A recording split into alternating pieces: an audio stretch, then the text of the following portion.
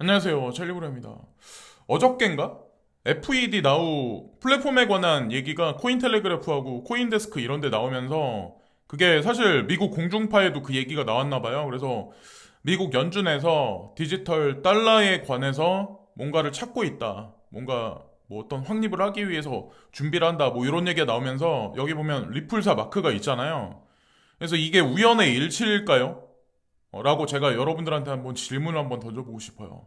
그러니까 이게 말이 안 되는 얘기가 아니라 사실 뭔가 인과관계가 분명히 있다는 거죠. 연준과 리플사는. 공중파에서 폭스뉴스에서 이런 얘기가 그냥 넌지시 나왔다는 얘기는 이미 다 게임 오버 됐다는 얘기고 가격은 후행해서 분명히 뒤를 받쳐줄 거라고 저는 생각해요. 특히나 이제 오늘 새벽에는 리플사 CEO인 브래디 갈링하우스가 이번에 바이든 대통령이 행정명령 그래서 조속히 규제 확립에 관해서 프로세싱이 이루어질 거야 라고 얘기를 하면서 그게 리플사한테 되게 뭐 긍정적일 거야 뭐 이런 식의 멘트를 오늘 새벽녘에 남겼더라고요. 제가 어저께 이제 방송에서 비슷한 얘기를 했는데 그 뭐 자세한 얘기는 이제 좀 이따 말씀드릴 거고 XRP를 투자하면서 모르겠다라고 하셨던 분이 있다라고 제가 말씀드렸잖아요. 근데 그분이 또 대출을 내가지고 또 XRP를 사셨다. 근데 모르겠는데 대출까지 하셨다. 참 제 개인적인 기준에 봐서는 좀 아이러니하긴 한데 어쨌건 뭐 개인마다 성향이 틀리니까. 근데 어쨌건 본인이 공부해서 확신하는 만큼 투자를 하면 저는 실패하지 않을 거라고 오늘도 반복해서 말씀드립니다. 그리고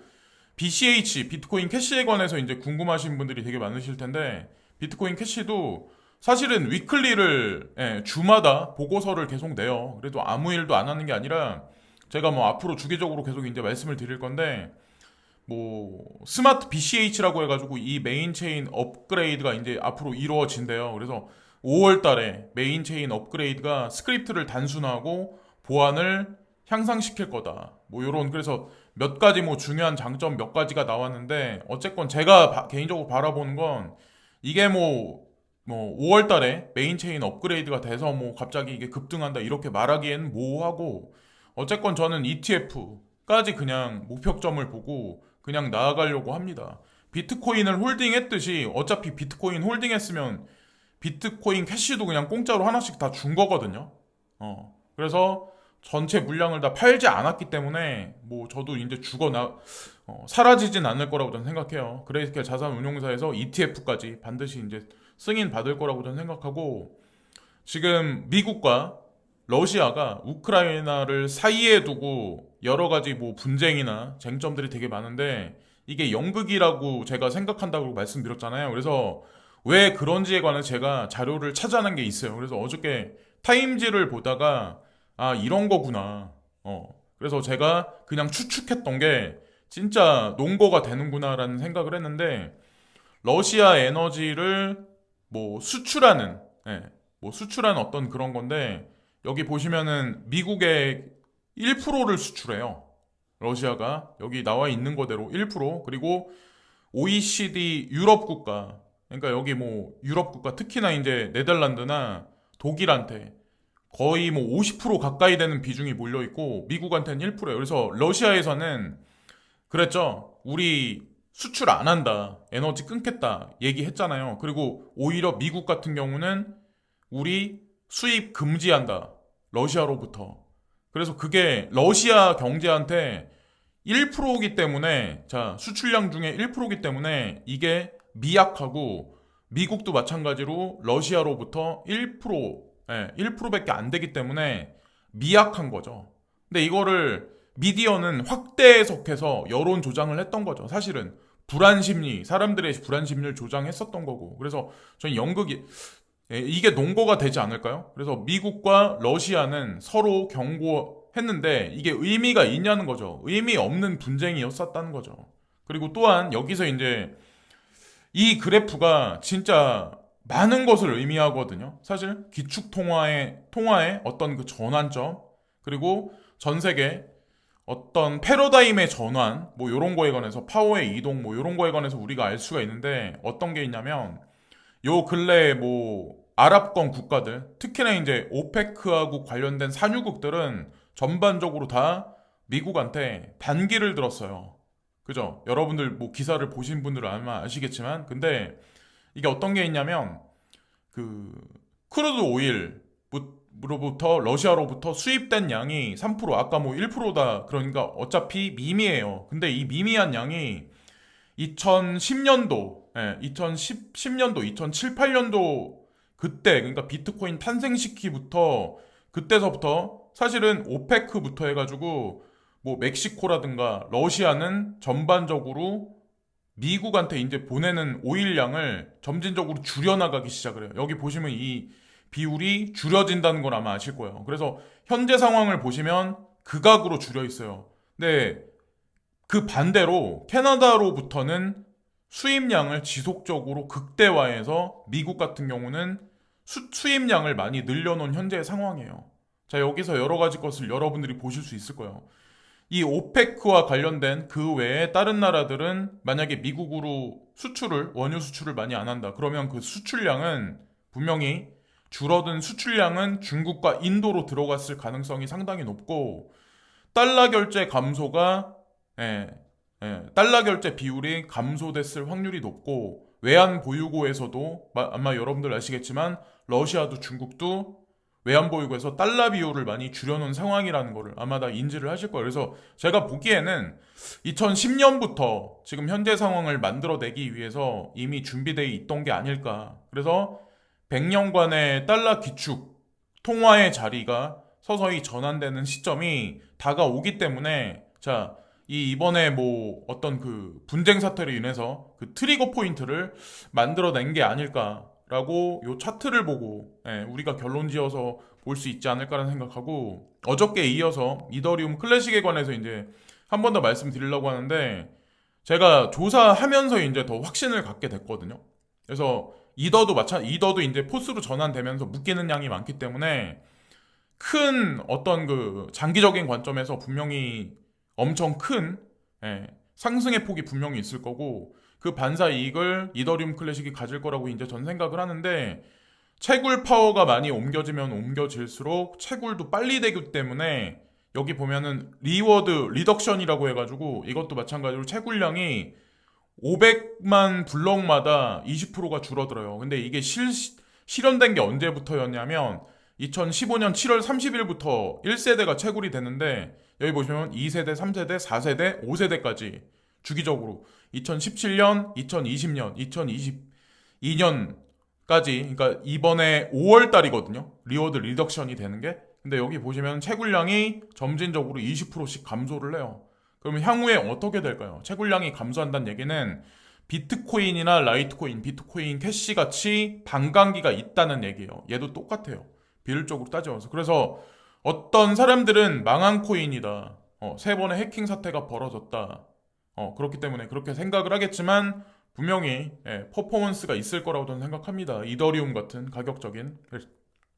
그래서 날짜적으로 이제 제가 이 사이트를 찾았는데 이더리움 클래식 카운팅 되는 게 52일 남았어요. 지금서부터. 20% 리덕션 되는 게. 그래서 3.2개 채굴량이 2.56개로 줄어들기 시작을 할 거예요. 그래서 어떤 일정 부분의 채굴자 분들은 지금 이더리움 클래식을 채굴하기 위해서 세팅 준비를 마치고 있는 걸로 전 알고 있습니다. 그리고 호라이젠 같은 경우는 저도 가지고 있으니까 2024년 12월 4일이 반감기예요. 다운 반감기예요. 그때가 되면 3.75에서 1.87호로 줄어드네요. 그래서 노드 수가 지속적으로 늘어나고 반감기도 오면 과연 이 코인의 가치는 어떻게 될까? 그리고 프라이버시 코인의 테마가 G캐시와 같이 호라이젠이 급부상되면 분명히 어느 시점이 되면 폭등하는 시점이 반드시 올 거예요. 그래서 마지막 어떤 그 굴속을 지금 지나가고 있는 자동차기 때문에 지금이 아마 가장 많이 힘드실 거예요. 그리고 여기 보면은 순위 100위권에 여기 포우 코인들, 그러니까 채굴 코인에 관해서 이제 말씀드리려고 하는데 일단 1위부터 7위까지 비트코인, 이더리움, 도지코인이 3위예요. 그리고 G캐시가 의외로 4위예요. 라이트코인보다 높더라고요. 제가 보니까. 그리고 라이트코인이 5위고 6위가 이더리움 클래식. 그리고 7위가 비트코인 캐시. 딱 여기까지 이제 말씀드리고 또 하나 디크리드가 12위. 디크리드는 익명성 코인 투자하시는 분들 중에 아마 아시는 분은 아마 아실 거예요. 예, 기술력이 상당히 있는 코인이에요. 그리고 모네로가 13위, 14위가 호라이젠, 15위가 대시코인 이렇게 돼 있네요. 그리고 여기 이제 제가 말씀드리고 싶은 그 어떤 그 기계와 마이닝 채굴기와 이제 관련된 건데 비트코인은 안트마이너 S19XP가 가장 고성능이고 근데 제가 이거를 지캐시하고 이더리움 클래식, 이더리움하고 호라이젠 뭐 요런 구도 메커니즘에 관해서 이제 말씀드리려고 이제 이것도 캡처를 했는데 여기 보면 안트마이너 G15가 있죠. 그러니까 이거는 비트메인이 만들어낸 거거든요. G캐시를 채굴하기 위해 이것만 채굴하기 위해서 G캐시를 채굴하기 위해서 근데 호라이젠도 마찬가지로 이 채굴기를 사용해요. 근데 G캐시만을 채굴하기 위해서 비트메인이 만들어냈다. 과연 뭘까요? 시장이 어느 정도 있을 거다. 가격이 올라가면 채굴자들이 더 들러붙겠죠? 지금은 많이 들러붙지 않지만. 그래서 비트메인이 장기적인 시장을 예측했기 때문에 이 채굴기를 시장에 풀지 않았나. 시장이 되게 작거나 사라질 거라고 생각했다면, 과연 채굴계의 거인인 비트메인이 이런 식으로 움직였을까? 라는 생각을 저 이제 한편으로 하게 됐고, G캐시는 2023년까지 뭐 하이브리드로 해가지고 50% 채굴, 50% 포스 전환, 그리고 2024년이 되면 100% 포스로 전환이 되거든요. 그러면 이 채굴기 갖다 다른 코인을 채굴을 해야 되겠죠. 자, 이 G15 같다. 근데 뭐 여기 보시면은 호라이젠 같은 경우는 자, 여기 나와 있죠. 안트마이너 G15.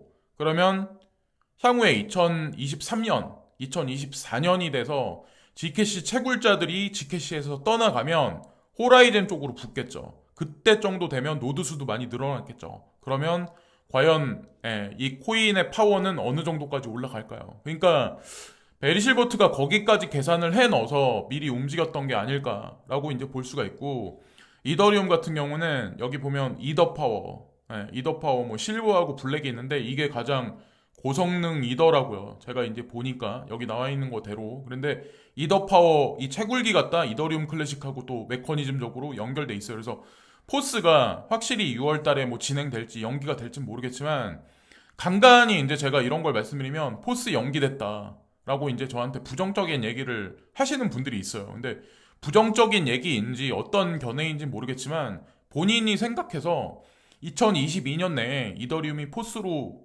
진행되지 않을 것 같다라고 판단하시면 그냥 저축하세요. 저축. 예, 저축하세요. 왜 이렇게 불확실성이 있는데 뭐하러 코인을 투자해요? XRP도 마찬가지야. 이게 판결이 안 좋을 것 같다라고 내가 그쪽 비중이 높다. 그러면 투자를 하지 말아야죠. 예. 이 코인, 그러니까 투자 세상에 중간은 없다라고 저는 생각하거든요. 그리고 제가 여기 보면은 자스마이너? 라고 여기 엑스퍼라고 여기 써 있는데 이걸 조사를 아직 안 해봤는데 오늘 이제 해볼 예정인데 이더파워 그대로 있죠. 자, 그래서 어쨌건 포스가 전향되면 이더리움 클래식은 반사 이익을 그대로 가져갈 거고 자, 여기까지 이제 말씀드리고 이제 올해 되게 금융시장이 되게 안 좋을 거다. 많은 사람들이 이제 예측을 해요. 돈은 더 이상 안 풀리고 금리가 인상돼서 이 전체적인 금융시장은 초전박살이 날 거다라고 예측들을 많이 하는데 아마존에서 갑자기 이제 생뚱맞은 얘기를 지금 하거든요. 그리고 국내 주식시장에 있는 주식들도 액면 분할한다는 얘기를 아마 발표했을 거예요. 근데 진짜 아마존이 액면 분할한다는 20분의 1짜리. 그러니까 지금 하나의 주식이 20개로 늘어나는 거예요. 예. 액면 분할한다는. 그리고 10빌리언만큼 자사주를 매입할 거다. 근데 이게 6월 6일 날 이게 액면 분할이 진행된다라는 얘기가 있더라고요. 진짜 주식시장이 엄청나게 안 좋을 거다라는 빅데이터가 승인이 나지 않았다면 승인됐기 때문에 저는 이게 된다고 생각하거든요. 예. 그래서 빅데이터에 의해서 아마존이나 구글도 분명히 움직이기 때문에 향후 금융시장에 관해서 일정 시간이 지나면 분명히 긍정적으로 보기 때문에 이런 발표를 공중파를 CNBC를 통해서 한 게 아닐까. 예, 우회적으로 한번 유출 한번 해봤습니다. 그리고 아마존 같은 경우는 지금까지 4번의 액면 분할이 있었대요. 그러니까 기존에는 2분의 1짜리, 2대 1짜리를 냈는데 이번에는 이제 20대 1짜리를 하는 거죠. 그럼 앞으로 더 많이 부풀리겠다는 얘기예요. 잔돈품까지 다 쓸어 담겠다는 얘기예요. 큰 돈 있는 사람들 빼고도. 그리고 마지막 액면 분할이 있었을 때가 1999년이었대요.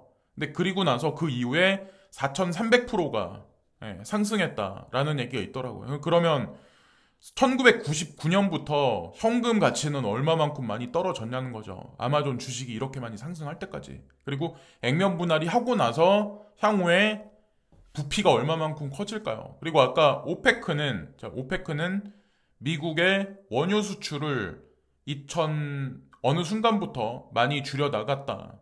그리고 사우디아라비아는 현재 미국과는 결탁 관계를 서서히 끊어가고 있는 관계인 건 사실인 기정사실로 돼 있는데 어떤 뉴스가 또 나왔냐면 아람코죠. 사우디 아람코가 중국 북부에 300K BPD 정유 석유화학 단지를 개발한다. 그래서 이 석유화학 단지에 아람코가 그러니까 사우디 아람코가 원유를 댈 거란 얘기가 있더라고요. 그래서 왜 이런 얘기가 여기 나왔냐면 이 여기 아람코의 수석 부사장이 중국은 아시아에서 다운스트림 확장 전략의 초석이자 글로벌 화학 수요에 점점 더 중요한 동인입니다.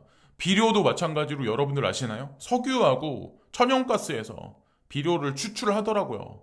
근데 그거를 수입을 금지시킨다. 근데 그게 중국에서는 6월까지 그리고 러시아에서는 4월까지인데 그것에 따라서 향후 원자재 가격도 아마 파동을 칠 가능성이 전 높다라고 생각합니다. 그래서 식량에 관해서 이들이 이제 자국 우선주의도 미국도 마찬가지로 자국 우선주의를 하지만 러시아와 중국도 마찬가지로 지금 자국 우선주의로 자원에 관해서 지금 쓸어 담는 지금 형국이지 않을까라는 생각을 하게 됐어요. 그리고 지속적인 에너지 안보는 공유 우선순위로 남아 있으며 이 파트너십은 우리가 함께하는 여정에서 또 다른 주요 이정표를 나타냅니다. 어쨌건 여기서 이제 국가 간의 어디서 어디로 가는지, 어디가 어디의 편인지 이게 또 갈렸다고 저는 생각해요. 그리고 베리 실버트가 지켓시에 관해서 오늘 이제 한마디 남기더라고요. 그래서 이번에 이제 지켓시가 오늘도 11% 정도 상승을 했는데 또다시 조정에 들어가긴 하겠지만 요 근래 들어가서 폭등과 폭락을 반복한다는 얘기는 이게 제가 개인적으로 보기에는 뭔가가 분명히 있다는 얘기예요. 예. 트래블룰의 정립과 그리고 가상자산 시장에 명확한 규제안이 나오면 가장 큰 반사 이익의 테마를 볼 어떤 그런 코인들이 익명성 코인이 될 확률이 거의 제가 봤을 때는 가장 높지 않을까라는 생각을 합니다. 그래서 뭐 50위권 안에 들어왔다. 여기 이러면서 이제 베리 실버트가 한마디 립을 하죠. 그래서 뭐 프라이버시 금융의 어떤 그 투자 테마가 뭐 그것에 관해서 한번 립을 또 한번 했고 그리고 이런 얘기가 있으니까 2017년이 본인에겐 회상된다. 프랭크라는 사람이 이런 얘기를 하니까 베리가 오늘 새벽에 이제 한마디를 남겨요. 재밌는데? 그러니까 지켓 씨가 본인이 이제 생각했을 때는 2013년도 비트코인이 140달러였을 때 그때 본인이 트레이딩 했을 때 그때를 회상하게 한다. 이런 얘기를 또 남기네요. 그래서 예전에도 이제 그런 얘기를 했었죠. 2025년까지 본인이 생각했을 때 6만 불까지 갈 거야라는 얘기를 했었죠. 그래서 어쨌건 이더리움 클래식에 관한 얘기, XRP에 관한 얘기, 그리고 여러 가지 뭐 호라이젠이나 여러 가지 코인들에 관해서 어느 순간 그게 뭐 늦어지긴 했지만 그 약속이 분명히 지켜질 거라고 전 베리 실버트 인사이트를 분명히 믿습니다. 그리고 제가 작년부터 스태그플레이션이라는 얘기를 되게 많이 말씀을 드렸잖아요. 자, 인플레이션 지속적으로 올라가고 있고 어떻게 보면 인플레이션이 지속적으로 올라간다는 얘기는 하이퍼 인플레이션이 될 가능성이 상당히 높아지고 있는 현재 형국인데 자, 실업률은 나아지지 않고 경기는 하강하고 있고 현재의 상황. 그래서 그런 얘기들이 요 근래 되게 많이 나오더라고요. 미디어에 보면 하루 전에 12시간 전에 15시간 전에 원자재값 폭등 속에 코스피 1%가 하락했다. 스태그플레이션 우려 확산. 70년대식 스태그플레이션 없을 듯. 고금리 경기 침체는 불가피하다. 한국은행 스태그플레이션 가능성 없다. 고물가 장기화는 우려. 와이노믹스 스태그플레이션 대응 최우선. 재정 부동산 바로 잡아야. 하여튼 스태그플레이션 얘기가 미디어상에 되게 많이 나왔어요. 그리고 이거는 기정사실로 받아들여야 되지 않을까라는 생각을 합니다. 그래서 뭐 금리 인상에 관한 뭐 어떤 그런 거에 관해서 저는 뭐 걱정을 안 해요. 사실 지금 왜냐면 스태그플레이션이기 때문에 그거를 타파하기 위해서는 금리 인상이 정확히 100% 정답이 될 수가 없어요. 0.25%를 만약에 연준에서 금리 인상한다라고 하더라도 그거는 사실 제로 금리 선언한 거나 다름이 없어요. 왜냐면 지금 인플레이션이 워낙에 많이 올라갔기 때문에. 그래서 말도 안 되는 얘기를 연준에서는 사실은 인플레이션이 일어난 거에 관해서 우크라이나 분쟁 사태가 터지면서 거기다가 뒤집어 씌웠죠. 사실은. 그리고 CNBC 마지막에 이제 무슨 얘기를 하냐면 자 바이든 암호화폐 주문은 그러니까 뭐 행정명령 파편화된 미국 규정을 끝낼 수 있다. 리플 CEO는 언급했습니다. 그래서 CNBC의 얘기가 나왔어요. 제가 어저께 썸네일에도 그런 언급을 했었죠. 규제 확립이 불확실성을 해소하게 될 거고 XRP 판결이 코인판 전체에 어떤 그 의미를 부여할 거다. 제가 XRP 증권이냐 아니냐가 중요한 의미가 사실은 채굴 코인과 비채굴 코인에 관한 것도 다 연결고리가 있기 때문에 XRP의 판결이 중요하다. 그래서 XRP가 가장 중요한 코인이다. 코인판 전체에서라고 말씀을 드린 적이 아마 있을 거예요. 그 말대로 이 코인은 본인 갈 길을 분명히 갈 겁니다. 자, 그래서 모르겠다라고 하시면서 투자하지 마시고 투자하셨었고 물리셨으면 확신을 갖기 위해서 자료 조사를 하시고 하시다 보면 하루하루 아마 확신의 어떤 증거가 나날이 늘어나지 않을까라는 생각을 합니다. 그리고 확신하시면 그만큼 또 수익률도 아마 늘어나실 거예요. 흔들리셔가지고 손절하시고 또 고가에 또 사시고 이런 거는 이제 더 이상 하지 말아야죠. 그래서 지금까지 찰리브랑이었고요. 구독과 좋아요 부탁드리면서 이번 영상도 마치겠습니다. 특히나 이제 좋아요 안 눌러주셨던 분들 좋아요 한 번씩 눌러주세요. 오늘도 시청해주신 많은 분들께 고개 숙여 감사드립니다. 감사합니다.